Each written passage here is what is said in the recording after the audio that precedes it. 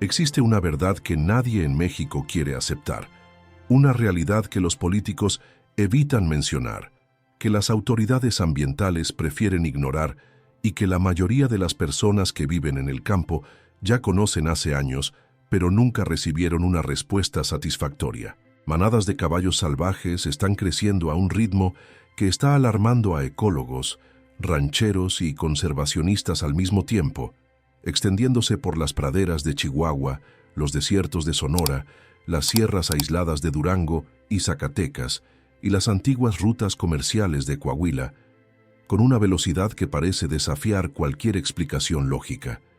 Y lo más perturbador de todo no es cuántos caballos existen ahora, sino la razón por la cual están creciendo tan rápidamente. Porque la verdad detrás de este fenómeno no tiene nada que ver con la naturaleza recuperando su equilibrio. Tiene todo que ver con el colapso silencioso de un mundo humano que simplemente se fue y dejó todo atrás.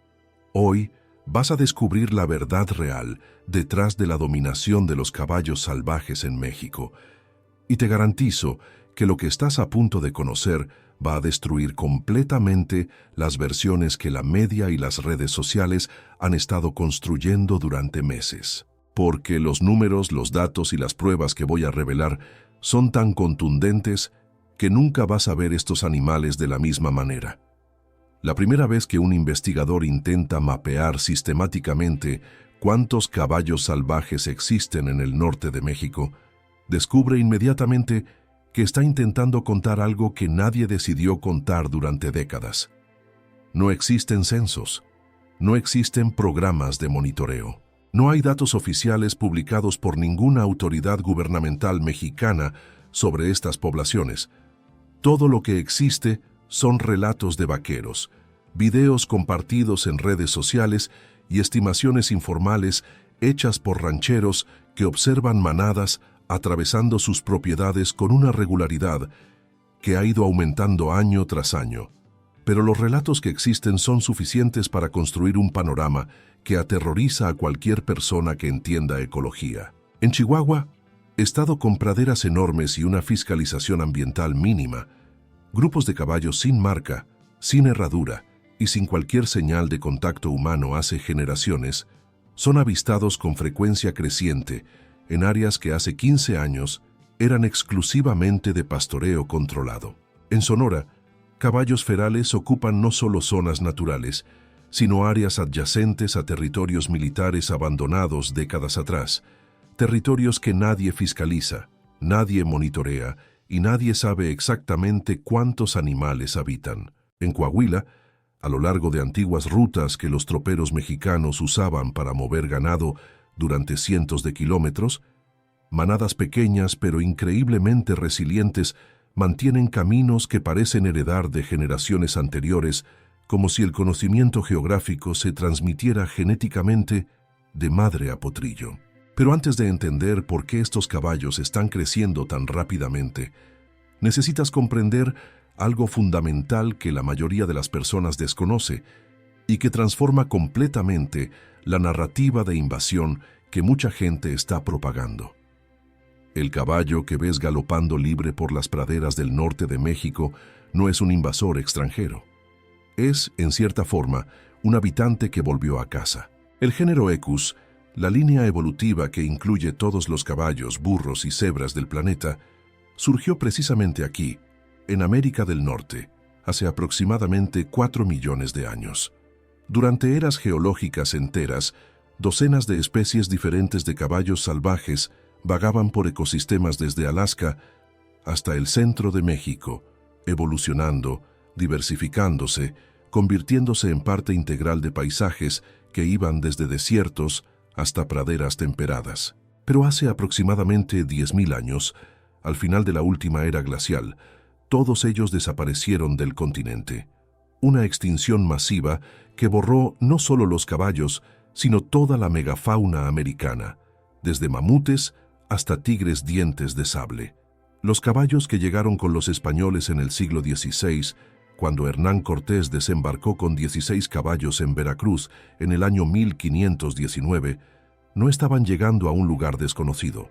Estaban reintroduciendo una especie que este continente, genéticamente, evolutivamente, ecológicamente, ya conocía profundamente, y la rapidez con la que estos caballos se adaptaron al territorio mexicano fue tan asombrosa que los propios conquistadores relataban con admiración cómo animales que venían de climas europeos se ajustaban en pocas generaciones a condiciones que parecían imposibles para la supervivencia. Entonces, ¿por qué están dominando ahora? ¿Por qué, si estos caballos ferales existen en México desde el siglo XVII, la explosión que estamos observando parece estar sucediendo específicamente en las últimas décadas? La respuesta está en un colapso humano silencioso que está transformando el norte de México de una manera que pocos se detienen a analizar profundamente. El primer factor, y quizás el más devastador para entender esta dinámica, es el éxodo rural que ha devastado comunidades del campo mexicano desde al menos los años 80. Generaciones de vaqueros, agricultores y familias que vivían en pequeñas comunidades rurales del norte, Chihuahua, Sonora, Coahuila, Durango, Zacatecas, comenzaron a migrar hacia ciudades grandes o cruzar la frontera en busca de trabajo. No fue una decisión colectiva coordinada. Fue un proceso lento, constante, individual. Una familia a la vez, un ranchero a la vez, una comunidad pequeña perdiendo habitantes uno por uno hasta que no quedaba nadie para mantener las cercas, cuidar del ganado, montar a caballo y controlar lo que sucedía en cientos de kilómetros de tierra abierta. Cuando los humanos se fueron, los caballos se quedaron. El segundo factor es la crisis económica que golpeó al sector ganadero mexicano durante décadas consecutivas. Una crisis silenciosa que fue destruyendo ranchos enteros sin que los medios nacionales prestaran demasiada atención. Mantener un caballo es caro. Alimentación, atención veterinaria, herradura, espacio adecuado, todo representa un costo que para un ranchero en crisis financiera puede convertirse en insostenible rápidamente. Pero en el campo mexicano, abandonar un animal no significa simplemente hacerlo desaparecer. Significa abrir la portera y dejarlo ir. Significa soltar un animal que fue domesticado, pero que muy rápidamente, en 1 o 2 generaciones, se convierte en feral. Muchos de los caballos que hoy vagan libres por las praderas de Chihuahua son descendientes directos de animales que no fueron abandonados con crueldad deliberada. Fueron simplemente liberados cuando sus dueños ya no podían sostener la vida que tenían. Es una tragedia humana y una explosión ecológica al mismo tiempo. El tercer factor es la existencia de enormes áreas de tierra sin uso y sin fiscalización en el norte mexicano. Antiguas zonas de minería que fueron abandonadas décadas atrás. Áreas adyacentes a territorios militares que nadie entra desde años consecutivos. Tierras que pertenecían a ranchos que cerraron y que ahora son simplemente desierto abierto, pradera sin cerca, espacio infinito donde una manada puede crecer sin jamás encontrar un ser humano. Es en este escenario de abandono humano donde la biología del caballo feral se manifiesta con una potencia que aterroriza a cualquier ecólogo que analice los números. Porque el caballo, contrariamente a lo que mucha gente piensa, no es un animal que necesita condiciones perfectas para sobrevivir. Es una de las especies más adaptables que existen en el planeta. Una yegua puede tener un potrillo cada año, comenzando desde apenas 3 años de edad, y puede continuar reproduciéndose hasta bien entrar en la vejez. En una manada de 10 caballos con proporción adecuada entre machos y hembras, 5 años son suficientes para que la población duplique o triplique si las condiciones mínimas lo permiten. Y en el norte de México, las condiciones mínimas generalmente lo permiten. Los caballos ferales mexicanos sobreviven con poca agua, comen pasto seco que otros herbívoros rechazarían, aguantan calor extremo del desierto durante el día y frío intenso de las noches del altiplano sin problema alguno. No viven como caballos domésticos que alguien cuida y protege. Viven como lobos de casco, manadas organizadas con estructura social compleja, centinelas que vigilan mientras el resto come o duerme. Rutas migratorias que la manada sigue según las estaciones, las lluvias y la disponibilidad de agua que pasan de una generación a la siguiente como conocimiento colectivo. Defensa colectiva contra depredadores donde los adultos forman círculos alrededor de los potrillos más jóvenes. Son animales que no solo sobrevivieron al abandono humano, sino que se hicieron más fuertes por causa de él. Aquí es donde la historia se convierte en una guerra cultural silenciosa, porque en México existen dos visiones absolutamente incompatibles sobre lo que estos caballos salvajes representan. De un lado, existen los defensores, personas que ven en estos animales un símbolo poderoso de libertad, resistencia e identidad mexicana.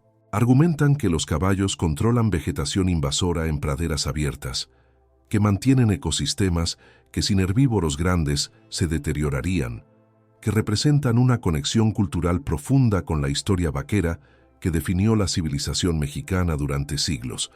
Para ellos, eliminar o controlar estos caballos sería no solo ecológicamente cuestionable, sino culturalmente devastador. Del otro lado existen los opositores, rancheros que ven sus pastizales siendo destruidos, ecólogos que documentan competencia directa entre caballos ferales y fauna nativa, comunidades rurales que reportan fuentes de agua desapareciendo, accidentes en carreteras causados por caballos que cruzan de noche sin cualquier previsibilidad. Para ellos, el mismo animal que otros llaman símbolo nacional es un desastre ecológico en cámara lenta que nadie está deteniendo. Que ambos lados tienen razón parcial, lo cual es exactamente lo que hace este conflicto tan imposible de resolver fácilmente. Los caballos ferales sí impactan ecosistemas que no están evolutivamente preparados para recibir herbívoros grandes en números significativos. Compiten con venados, con antílopes y hasta con burros salvajes por los mismos recursos escasos de agua y vegetación. En áreas secas llegan primero a los puntos de agua, beben y orinan en los mismos puntos que la fauna nativa usa, reduciendo la calidad del agua disponible para otras especies. Pisotean vegetación frágil y nidos de especies nativas durante sus rutas migratorias. Pero al mismo tiempo, su presencia modifica ecosistemas de formas que no son puramente negativas. Áreas con caballos muestran patrones de pastoreo que impiden la acumulación excesiva de vegetación seca que alimenta incendios forestales. Sus rutas migratorias crean senderos que ayudan a la dispersión de semillas. Su presencia ecológica, una vez integrada al sistema, se hace difícil de remover sin crear otras desestabilizaciones que nadie puede predecir con precisión. La pregunta más urgente que todo este conflicto plantea es: ¿salvar los caballos salvajes significa condenar a otras especies? Y esa pregunta no tiene respuesta simple, pero tiene una respuesta honesta. Sí, en algún nivel, inevitablemente. La ecología no funciona como una narrativa donde todos ganan. En un ecosistema con recursos limitados, cualquier especie que crezca en números grandes necesariamente reduce los recursos disponibles para las demás. Y en el norte de México, donde los recursos ya son escasos por naturaleza y aún más escasos por consecuencias de actividades humanas como la minería y la deforestación, el crecimiento de las poblaciones de caballos está creando presión real sobre fauna que no tiene la misma adaptabilidad que estos animales demuestran. Entonces, ¿por qué el gobierno mexicano no hace nada? ¿Por qué no existe un programa nacional de control o gestión de estas poblaciones como existe en Estados Unidos? La respuesta está en un laberinto de problemas políticos, éticos y legales que nadie quiere resolver porque resolver cualquiera de ellos atrae consecuencias que nadie quiere enfrentar. El sacrificio genera revolta internacional inmediata. Las redes sociales transformarían cualquier programa de eliminación en escándalo global en cuestión de horas. La captura en escala funcional es extremadamente cara y logísticamente imposible en terrenos remotos y vastos como los del norte mexicano. La adopción funciona en números pequeños, decenas, quizás centenar de animales, pero no en escala de miles que sería necesaria para impactar poblaciones que crecen exponencialmente. Y encima de todos estos obstáculos prácticos, existe un problema legal que es simultáneamente absurdo y completamente real. El caballo salvaje en México existe en un limbo jurídico donde nadie sabe exactamente qué es desde un punto de vista legal. ¿Es fauna silvestre que merece protección como parte del ecosistema? ¿Es ganado doméstico que pertenece a alguien pero simplemente no tiene dueño identificado? ¿Es patrimonio cultural que no puede ser eliminado por tener valor histórico y simbólico para la identidad nacional? Nadie en el gobierno mexicano quiere asumir la responsabilidad de responder estas preguntas porque cada respuesta abre puertas a demandas que nadie tiene presupuesto ni voluntad política para atender. Y mientras el debate gira en círculos sin resolución, las manadas crecen. Cuando compares esto con lo que está sucediendo en Estados Unidos, la diferencia es tan evidente que parece casi surrealista. En los Estados Unidos, el Bureau of Land Management opera con helicópteros, presupuestos billonarios y programas de captura y adopción que mueven miles de caballos por año. El Wild Free Roaming Horses and Burros Act de 1971 creó un marco legal claro, aunque imperfecto y constantemente disputado, para gestionar poblaciones que crecieron sin control durante décadas. En México no existe marco legal equivalente, no hay agencia responsable, no hay presupuesto dedicado, no hay programa de captura, no hay estrategia de adopción a escala. La naturaleza simplemente decide, los caballos simplemente crecen y el gobierno simplemente observa. La verdad que pocas personas están dispuestas a admitir públicamente es que México está asistiendo a un experimento ecológico involuntario en tiempo real. Un experimento donde la pregunta ya no es si los caballos salvajes van a seguir creciendo, sino hasta dónde van a crecer antes de que alguien tome una decisión que merece ser tomada. Los números de biología no mienten y no negocian. Una manada que duplica cada 5 a 7 años en condiciones favorables va a seguir duplicando hasta que el ambiente simplemente no soporte más. Y en ese momento, cuando la capacidad de carga del ecosistema sea superada completamente, no va a ser una extinción gradual y digna, va a ser una crisis humana y animal simultáneamente. Familias de caballos muriendo de hambre en manadas masivas, ecosistemas enteros colapsando bajo la presión de superpoblación, fauna nativa desapareciendo de áreas donde existió durante miles de años. Todo esto en la ausencia de cualquier sistema que pueda intervenir a tiempo y con efecto real. Quizás los caballos no están invadiendo México, quizás simplemente están sobreviviendo al colapso humano, que creó todas las condiciones para lo que estamos presenciando. Y quizás la verdadera pregunta que debemos hacernos no es cómo podemos controlar a los caballos, sino lo que ellos nos están diciendo sobre todo lo que ya perdimos en el camino.